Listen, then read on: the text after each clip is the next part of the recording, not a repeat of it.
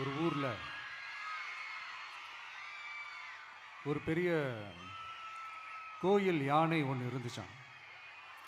அது ரொம்ப உஷாரான யானையாம், அதை ஏமாற்றவே முடியாதான். அப்படிப்பட்ட அந்த யானையை அந்த ஊரில் இருந்த ஒரு ஒரு ஜெகஜால கில்லாடி ஒருத்தர் வந்து ரொம்ப ஈஸியாக ஏமாற்றிட்டாராம்.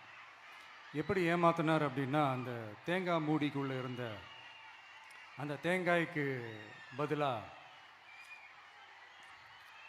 சுண்ணாம்பை வச்சு அது ஒரு நெஜ தேங்காய் மாதிரி அதை ரெடி பண்ணி அதை யானைக்கிட்ட நீட்டி இருக்கிறார். யானையும் அந்த தும்பிக்கையை வச்சு அதை வாயில் போட்டு சாப்பிட்ருச்சான். பக்கத்தில் இருந்த ஒரு நண்பர் கேட்டாராம், எப்படிப்பா, அது ரொம்ப உஷாரான ஒரு யானையாச்சே, அது எப்படி ஏமாத்தின? நீ சுண்ணாம்பை கொடுத்துட்டா அது தேங்காய்ன்னு நினச்சி சாப்பிட்ருச்சு, எப்படிப்பா பண்ண அப்படின்னு கேட்டதுக்கு, அதெல்லாம் ஒரு தொழில் ரகசியம் ஆயாச்சாங்க,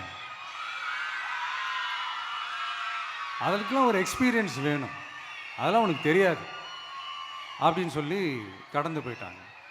திருப்பி ரொம்ப நாள் கழித்து அந்த மிஸ்டர் ஜெகஜாலம்ஸும் அந்த ஃப்ரெண்டும் மீட் பண்ணியிருக்காங்க.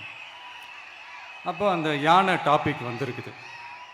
அப்போ அந்த ஃப்ரெண்டு கேட்டாராம், பாவம் அந்த யானை அது உஷாரான யானை தான், எப்படி ஏமாந்துச்சுன்னு தெரியல, எனக்கு என்னமோ அது வந்து அன்னைக்கு ஒரே ஒரு தடவை தெரியாமல் ஏமாந்துருக்குமோ அப்படின்னு நான் நினைக்கிறேன் அப்படின்னு அந்த ஃப்ரெண்டு சொன்னான். உடனே, ஓஹோ, அப்போ உனக்கு என்னோட டேலண்ட் மேலே உனக்கு நம்பிக்கை இல்லை அப்படியா, சரி இப்போ பார்க்கலாமா, செகண்ட் டேர்ம் என்ன பண்ணுறோம் பார்க்குறியா அப்படின்னு சொல்லிட்டு திருப்பி அந்த யானைக்கிட்ட போய் ஒரு வாழைப்பழம், அந்த உள்ளே இருக்கிற அந்த பழத்தை எடுத்து வெளியில் போட்டுட்டு உள்ளே ஒரு பஞ்சை வச்சு திருப்பி அதே மாதிரி ஒரு நெஜ வாழைப்பழம் மாதிரி அதை ரெடி பண்ணி தெனாவட்டா அந்த யானைக்கிட்ட நீட்டியிருக்காரு.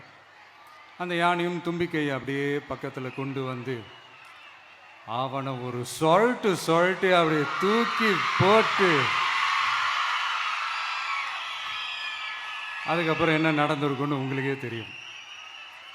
அந்த அடிபட்டு கிடந்த அந்த மிஸ்டர் ஜெகஜாலம்ஸ் கிட்ட அந்த ஃப்ரெண்டு வந்து காதலை சொன்னானா, யானைக்கு கொஞ்சம் மெமரி பவர் ஜாஸ்தி நினைக்கிறேன்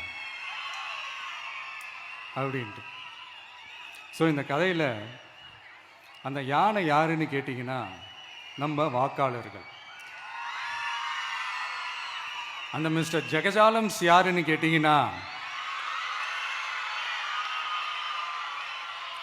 அது உங்கள் மைண்டுக்கு யாராவது வந்தாங்கன்னா அதுக்கு நிர்வாகம் பொறுப்பு இல்லை ராஜா.